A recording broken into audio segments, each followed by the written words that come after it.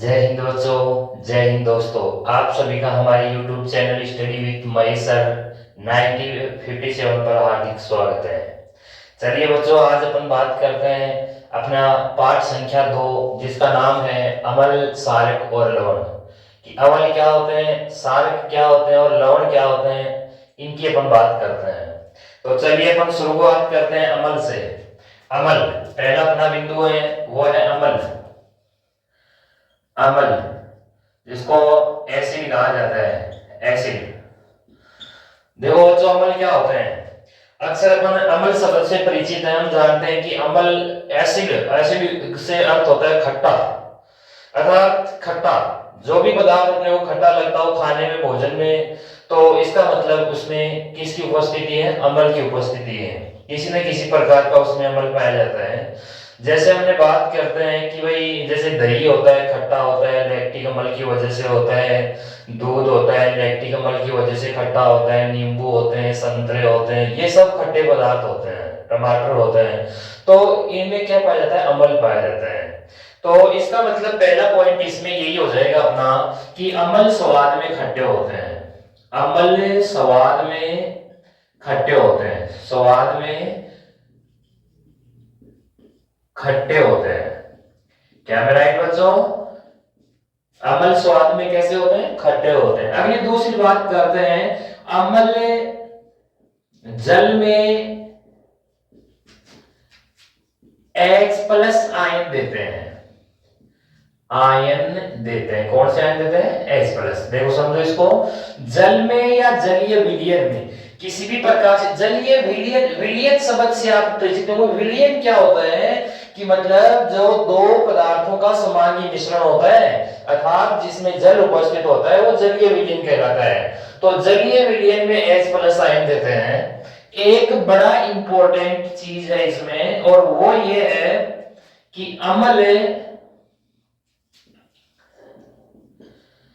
नीले लिटमस पत्थर को, नीले लिटमस पत्थर को लाल करता है, लाल करता है।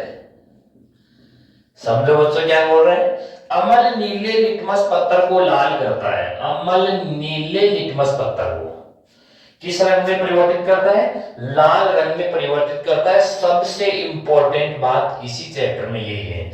और इसमें अक्सर बच्चे कंफ्यूज हो जाते हैं कि अम्ल नीले लिटमस को लाल करते हैं या लाल लिटमस को नीला करते हैं।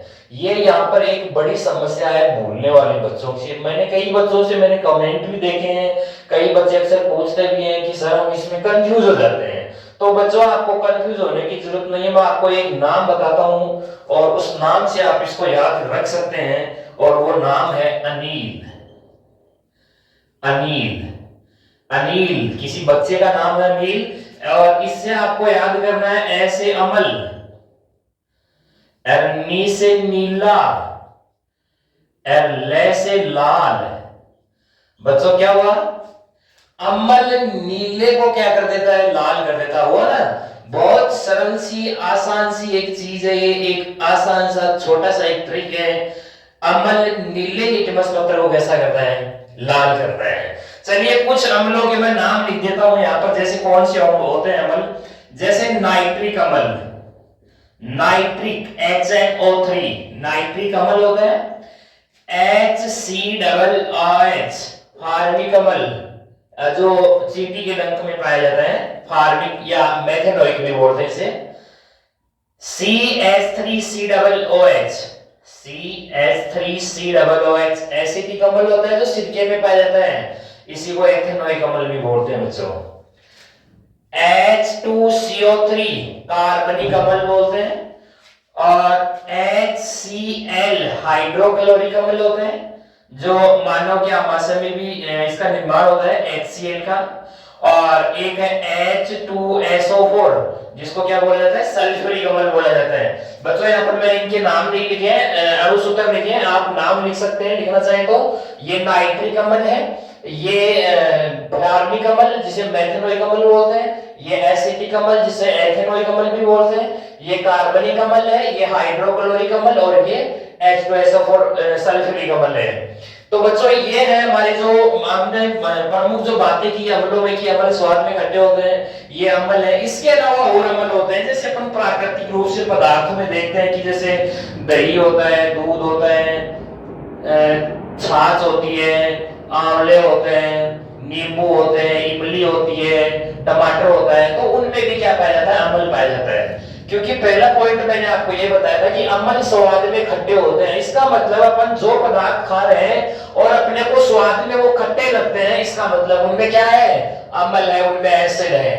तो ये बात हुई अपनी बेसिक जानकारी भी अम्ल के बारे में, अम्ल के गुणों के बारे में बात होती है। चलिए बच्चों इधर मैं आपको बता देता हूं, वो भी क्षारक।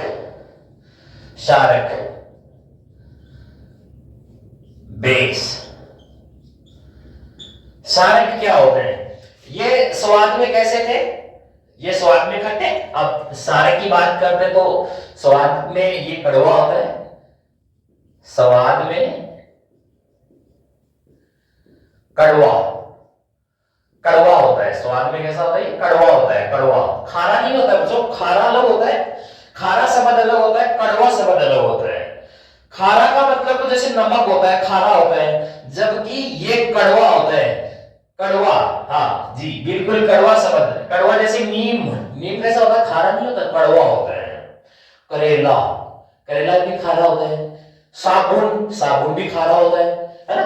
तो ये स्वाद में खारे होते हैं, सॉरी कड़वे होते हैं। और दूसरी बात इसमें ये जलीय विलयन में, ये जलीय विलयन में क्या देते हैं, ये जलीय विलयन में OH माइनस आयन देते हैं। कौन सा देते हैं, OH minus ion, OH minus ion देते हैं। ये क्या देते थे, ये जल में देते थे H प्लस आयन, और ये जलीय विलयन में क्या देते हैं, OH माइनस आयन। जल और जलीय, उधर मैंने जल लिखा था, इधर जलीय विलयन लिख दिया, आप कंफ्यूज मत होना।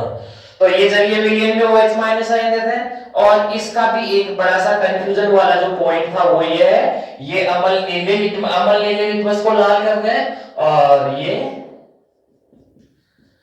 लाल लिटमस। बच्चों इस लिटमस शब्द के ऊपर अभी अपन चर्चा करेंगे। लाल लिटमस को नीला करता है, सार होता है ना, ये लाल लिटमस को कैसा करता है, नीला। इसमें एक दो पॉइंट और बता देता हूं आपको मैं। स्पर्श करने पर साबुन जैसे चिकने लगते हैं,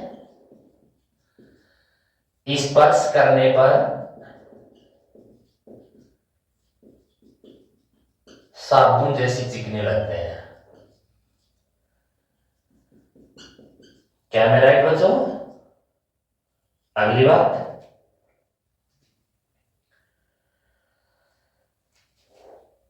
इसमें मैंने आपको क्या कहा, यहां पर आपको अनिल का नाम याद रखना था, यहां पर आप एक शालिनी नाम याद रख लो, शालिनी, शालिनी। ये किसी लड़की का नाम से याद रख सकते हो आप इसको, ऐसे तो आपको याद रहे या नहीं रहे। शालिनी, शा का मतलब शाल,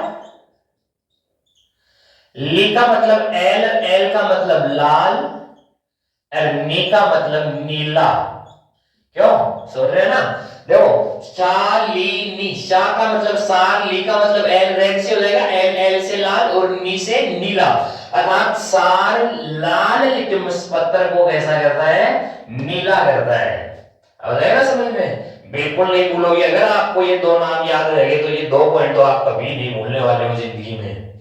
चलिए बात करते हैं आगे, कुछ क्षारकों के नाम बताऊंगा आपको एग्जाम्पल के तौर पे कि कौन से होते हैं क्षारक। जैसे एक तो लीना के, लीना के याद रख लोगे ना वहां पे, लीना के, ली का मतलब एल आई, ना का मतलब एन ए, और के का मतलब के, और इनके लगा दो OH, इसके लगा दो OH, इसके लगा दो OH, ये बन गया लिथियम हाइड्रोक्साइड, सोडियम हाइड्रोक्साइड और पोटेशियम हाइड्रोक्साइड। तीन तो ये हो गए बच्चों।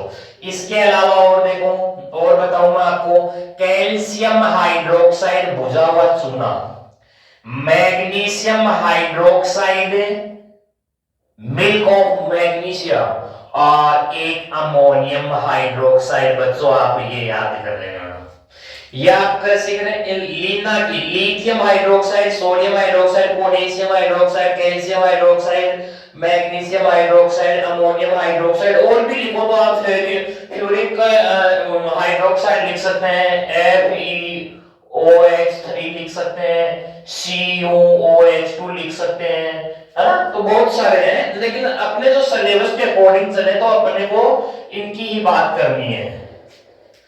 तो lithium hydroxide, sodium hydroxide, potassium hydroxide, ये क्या है? ये क्षारक है।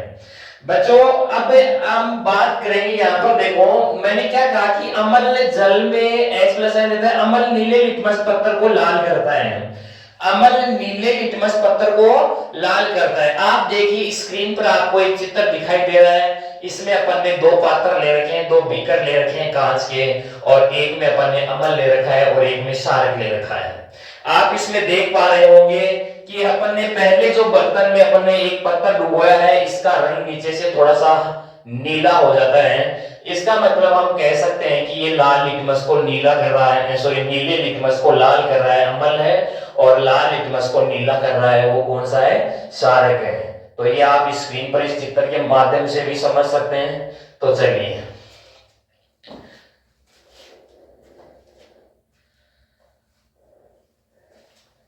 आपको बता दूं, लिटमस पत्थर एक बैंगनी रंग का रंजक होता है, बैंगनी रंग का एक रंजक होता है, पत्थर होता है। और ये जो पत्थर होता है, ये जो कागज होता है, ये जो फिल्टर पत्थर होता है ना, ये अपने को एक पौधे से प्राप्त होता है, और वो पौधा जो है उसका नाम है लिचेन या लाइकेन। लाइकेन पौधे से ये अपने को प्राप्त होता है, जो थैलोफाइटा समूह का है।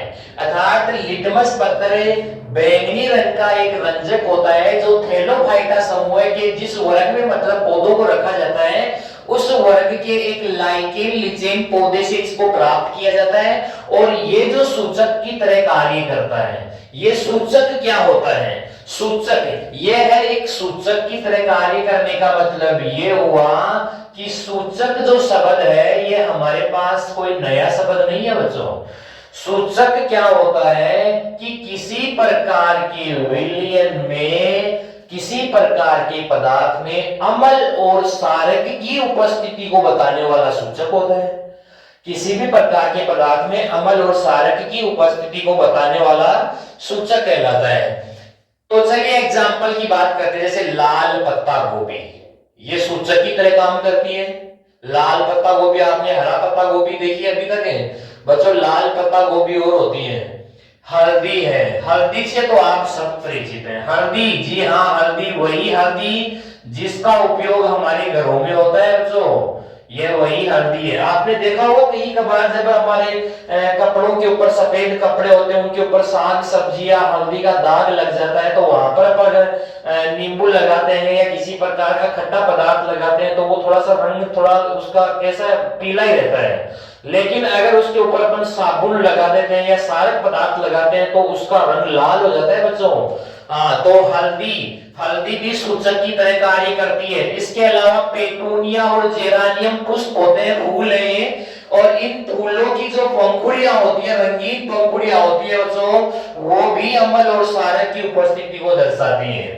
जेरानियम, पेटूनिया जैसे जो फूल है, पुष्प की रंगीन जो पंखुड़ियां होती है, ये पंखुड़ियां भी अम्ल और क्षारक की उपस्थिति को दर्शाती है। इसका मतलब हम कह सकते हैं कि हल्दी, लाल पत्ता गोभी, पेटूनिया, जेरानियम, ये सब कैसे पदार्थ हैं? ये प्राकृतिक पदार्थ हैं, ये प्राकृतिक सूचक हैं। तो चलिए बात करते हैं आगे, सूचक कितने प्रकार के होते हैं? तो सूचक 3 प्रकार के होते हैं बच्चों। सूचक 3 प्रकार के होते हैं। पहला जो है हमारा प्राकृतिक सूचक, सीधी सी बात है, प्राकृतिक का मतलब नेचुरल कैंडिडेट होता है, और वे सूचक जो हमें प्रकृति से प्राप्त होते हैं, मतलब उसमें किसी प्रकार के कोई केमिकल फैक्ट्री में उनका निर्माण नहीं किया जाता है, सीधा अपने को डायरेक्टली अगर कोई प्रकृति से प्राप्त होता है तो उसको अपन प्राकृतिक बोलते हैं। ये सूचक है, इसलिए इनको सूचक बोल रहे हैं कि प्राकृतिक सूचक वे सूचक जो अपने को प्राकृतिक स्त्रोतों से प्राप्त होते हैं, उनको अपन क्या कहते हैं? प्राकृतिक सूचक कहते हैं। तो जैसे हल्दी है, हल्दी प्राकृतिक है। लाल पत्ता गोभी है, लाल पत्ता गोभी। इसके अलावा एक और बच्चों, अभी अपने बात की थी लिटमस पत्थर। लिटमस पत्थर, लिटमस पत्थर भी बच्चों कैसा है? प्राकृतिक है। तो हल्दी, लाल पत्ता गोभी, लिटमस पत्थर, ये कैसे है? प्राकृतिक सूचक है। इसके बाद में नंबर 2 है, वो है कृत्रिम या संश्लेषित।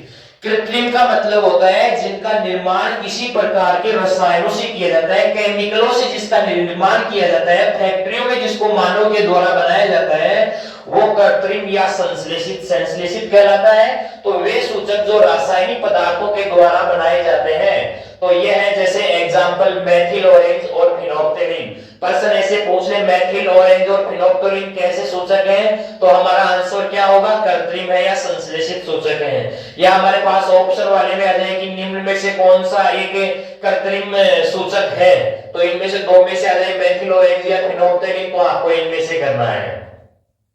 तो चलिए बच्चों बात करते हैं, देखो कृत्रिम सूचक जो होते हैं ये किस प्रकार से रंग परिवर्तन होता है इनमें कृत्रिम सूचकों में। देखो बच्चों ये कृत्रिम सूचक मैंने दो लिखे हैं। पहला है फिनोप्थेलिन। जो फिनोप्थेलिन को अगर अपन अमल में डालते हैं, अगर अपने पास जैसे मान लीजिए ये पात्र है और इसमें अमल की मात्रा है, कोई सा भी अमल है, और इस अमल में अगर अपन फिनोप्थेलिन की कुछ बूंदे डालते हैं, तो फिनोप्थेलिन का रंग जो है, अर्थात इस जो अमल इस बीकर में जो लिक्विड है उसका रंग जो होता है वो रंगीन होता है। रंगीन का मतलब रंग में कोई परिवर्तन नहीं होता है, जल की तरह होता है, ऐसे मान लो आप, जल की तरह रंगहीन हो जाता है। और इसके बाद में अगर बात करें कि अगर सारक की बात करें कि सारक में अगर अपन फिनोप्थेलिन की कुछ बूंदे डालते हैं या फिनोप्थेलिन की अभिक्रिया सारक के साथ में करवाते हैं, तो इसका जो रंग होता है, मान लीजिए जैसे हमारे पास ये एक बीकर है और इसमें NaOH सोडियम हाइड्रोक्साइड सार है, NaOH सोडियम हाइड्रोक्साइड है, और इसमें अगर अपन फिनोप्थेलिन की कुछ बूंदे डालते हैं तो इसके लिक्विड का जो रंग होता है वो बच्चों कैसा हो जाता है, गुलाबी हो जाता है।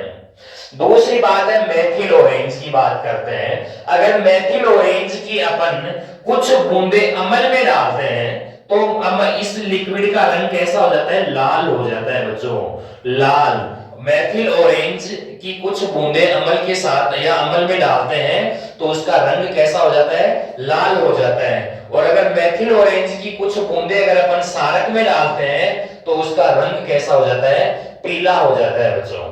तो ये बात हो गई अपनी। अगला नंबर 3 है हमारा, वो नंबर 3 है गंधीय सूचक। नंबर तीसरा है गंधीय सूचक। सूचक 3 प्रकार के मैंने आपको बताया, प्राकृतिक सूचक, कृत्रिम सूचक, और तीसरा है गंधीय सूचक, मतलब जिनमें मतलब गंध बदल जाती हो। चलिए बच्चों एक बार इसको आप उतार लो।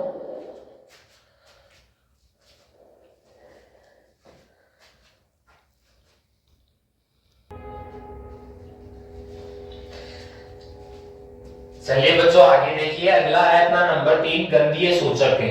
वे पदार्थ जिनकी गंध अम्लीय और क्षारीय माध्यम में बदल जाती है, मतलब कुछ ऐसे पदार्थ होते हैं उनकी गंध अलग अलग माध्यमों में, जैसे अमल में अलग किसी प्रकार की गंध होती है और सारक में किसी अन्य प्रकार की गंध होती है, तो उनको क्या कहा जाता है, गंधीय सूचक कहा जाता है। जैसे वेनिला है, लौंग का तेल है, कटी हुई बारीक जो प्याज होती है या प्याज का रस होता है, इनकी जो गंध होती है वो अम्ल और सारक में अलग अलग होती है। जैसे कैसे होती है अलग अलग, देखो यहां पर मैंने एक सारणी बनाई है जिसमें ये लिखा है, एक तरफ गंधीय सूचक है, एक यहाँ अम्ल के साथ में, ये सारक के साथ में। चलिए नंबर 1 पर बात करते हैं अपन, प्याज की करते हैं। प्याज का रस, प्याज का रस अम्ल के साथ में तीक्ष्ण गंध होती है। अम्ल किसकी, प्याज की, मतलब बड़ी तीक्ष्ण गंध आती है। जैसे मतलब अपने को एलपीजी की या इनकी लहसुन की इनकी तीक्ष्ण गंध आती है ना, इस प्रकार से। तो प्याज के रस की अम्ल के साथ में अभिक्रिया करवाते हैं या प्याज के रस में थोड़ा सा अम्ल डाल देते हैं ना, तो उसमें तीक्ष्ण गंध आने लग जाती है। और जब प्याज के रस में अगर अपन सारक डाल देते हैं ना, तो इसमें कोई गंध उत्पन्न नहीं होती है। अगला है लौंग का तेल। लौंग के तेल में अगर अपन अम्ल मिला लेते हैं तो समान गंध रहती है, मतलब जो लौंग के तेल की जो गंध रहती है ना, वही गंध रहती है। और अगर इसमें सारक के साथ मिला देते हैं लौंग के तेल को, तो जो लौंग के तेल की जो गंध आ रही है ना, वो भी नहीं आती है, मतलब कोई गंध उत्पन्न नहीं होती है। तो बच्चों ये आज के वीडियो में हमने बात की है। अम्ल सारक के कुछ गुणों की बात की है और अपन ने प्राकृतिक सूचकों की बात की है। सूचक कितने प्रकार के होते हैं, सूचक 3 प्रकार के होते हैं, इनकी बात की है। अब ये अगर वीडियो आपको बच्चों पसंद आया हो तो इसको सब्सक्राइब करें, लाइक करें और शेयर करें। बच्चों ये जो मैंने चैनल बनाया है ये किसी प्रकार